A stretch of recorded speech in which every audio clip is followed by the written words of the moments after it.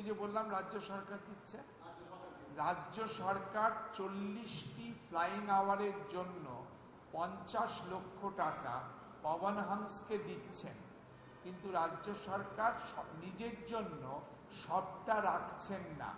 তার এই নিয়ে নেওয়া যে সময় তা ভাগ করে নিতে চাইছেন, যাতে আরো বেশি মানুষ অ্যাফোর্ডেবল প্রাইসে দূরতর জায়গায় পর্যটনের কারণে, যোগাযোগের কারণে, চিকিৎসার কারণে, জরুরি বিপর্যয়ের কারণে সংযুক্ত থাকার আরেকটা পথ পান। অচিরেই, আজকেই আমরা, আপনারা জানেন মাত্রই কাল পরশু এই অ্যানাউন্সমেন্ট হয়েছে, আজকে এইটা পুরো শিডিউলটা বা whatever you call it, ক্যালেন্ডারটা বা ম্যাট্রিক্সটা পাসড হলো। এরপরে আমাদের টিকিট অ্যারেঞ্জমেন্টস, ট্রাভেল এজেন্ট, কোথা থেকে টিকিট কাটবে, এইগুলোর জন্য কয়েকটা দিন সময় লাগবে। অচিরেই কয়েকদিনের মধ্যে আমাদের লজিস্টিক্সটা একটু সাজাতে হবে। বেহালা থাকে, বেহালা থাকে। সচরাচর ময়দানে আরসিটিসি, আর্মি অথরিটিস, রাষ্ট্রপতি। আচ্ছা, আমরা আজ একটা জরুরি কয়েকটা কথা বলতে আপনাদের কাছে এসেছি। আপনারা জানেন মাননীয় মুখ্যমন্ত্রী গত 2-1 দিন আগে মালদা এবং দক্ষিণ দিনাজপুর বালুরঘাট সেখানে গিয়ে উনি ঘোষণা করেছিলেন এবং সকলের কাছে জানিয়েছিলেন যে বিশেষত মালদা এবং বালুরঘাট এবং সাধারণভাবে পশ্চিমবঙ্গের দূরবর্তী বেশ কিছু মফস্বল শহরে অ্যাফোর্ডেবল প্রাইসে হেলিকপ্টার সার্ভিস চালু করা যায় কিনা সেই নিয়ে চিন্তা ভাবনা করতে হবে। আপনারা এও জানেন যে পবন হংস নামক ভারতীয় সরকারের যে গভর্নমেন্ট অফ ইন্ডিয়া এন্টারপ্রাইজ আছে, সেখান থেকে আমরা একটা হেলিকপ্টার ভাড়া নিয়েছি এবং আমরা তাকে মাসে 40 ঘন্টা ফ্লাইং আওয়ার্স আমরা হায়ার করেছি।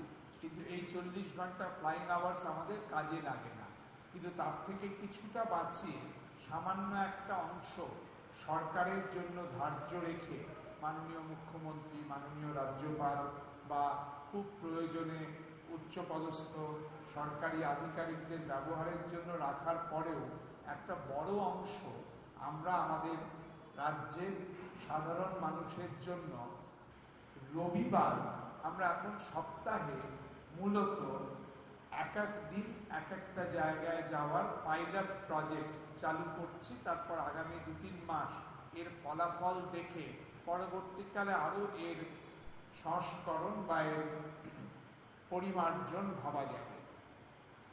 রবিবার দিন, প্রতি রবিবার কলকাতা থেকে গঙ্গাসাগর হেলিকপ্টার ফ্লাইট যাবে।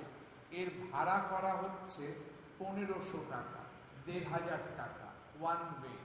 আমরা এই সবগুলো ভাড়াই এমনভাবে করছি যাতে যারা যান, আপনারা জানেন যে গঙ্গাসাগরের ক্ষেত্রে গাড়ি পারাপারের ক্ষেত্রে অনেক ব্যয় হয়, মানে যাতায়াতের ভাড়া, গাড়ি পারাপারের ভাড়া, ওপারে গিয়ে আবার গাড়ি ভাড়া করার যে খরচ, প্লাস যারা যান, অনেক সম্পন্ন তীর্থযাত্রীও গঙ্গাসাগরে যেতে চান এবং বিশেষ করে বয়স্ক তীর্থযাত্রীদের কাছে যাওয়া প্রায় দুঃসাধ্য হয়।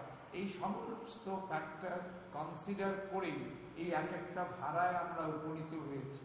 কলকাতা গঙ্গাসাগর রবিবার ছাড়বে 1500 টাকা। সোমবার, সপ্তাহের প্রথম ওয়ার্কিং ডে, আমরা বলছি কলকাতা থেকে দুর্গাপুর যাবে। দুর্গাপুরে যে নবনির্মীয়মান বিমানবন্দরটি আছে, সেখানে এয়ারপোর্টে যে হেলিকপ্টার নামাটা তো অনায়াসেই সম্ভব। সেখানে 4200 টাকা একদিকের ভাড়া। এখানে উল্লেখযোগ্য তথ্য হলো বেঙ্গল এরোট্রোপলিস, আপনারা জানেন যারা এয়ারপোর্টটি বানাচ্ছেন, তারা বলেছেন প্রতি ফ্লাইটে 7টা সিট তারা আন্ডার রাইড করবে। আন্ডার রাইড মানে হচ্ছে একজন ব্যক্তি না গেলেও তারা প্রতিটি সিটের জন্য 4200 টাকা আমাদের অর্থাৎ সরকারকে দেবে। তার মানে আমাদের কাছে এটা ভায়াবল হয়ে যাচ্ছে। ওনারা বলছেন ওখানকার চেম্বার অফ কমার্স, ওখানকার হসপিটালস, ওখানকার ডিফারেন্ট এজেন্সিস, ওরা অনেক নাম দিয়েছেন, কলকারখানা, শিল্প কর্তৃপক্ষ, তারা ব্যবহার করবেন, তাদের মাধ্যমে টিকিট কাটবেন। কিন্তু কেউ যদি অনিশ্চয়তা থাকেও 4,200 টাকা পার ওয়ে ইন্টু 76 পার ফ্লাইট ওনারা আমাদের টাকা দেবেন, যে টাকায় আমরা আবার পবন হান্সকে দিয়ে রাজ্য সরকারের ফ্লাইং আওয়ারটা বাড়িয়ে নিতে পারব। বুধবার কলকাতা, মালদা, বালুরঘাট ফ্লাইট যাবে। আমরা সোমবার ওয়ার্কিং ডে ফার্স্ট বলে কর্মস্থল দুর্গাপুরে রেখেছিলাম, সপ্তাহের মাঝামাঝি রাখা হচ্ছে বুধবার, যেহেতু রোগী, অসুস্থ, যাদের ডাক্তার বা অপারেশনের কারণে যাতায়াতের প্রয়োজন, সপ্তাহের মাঝামাঝি বুধবার। মালদা ওয়ান ওয়ে 1300 টাকা ফ্লাইট,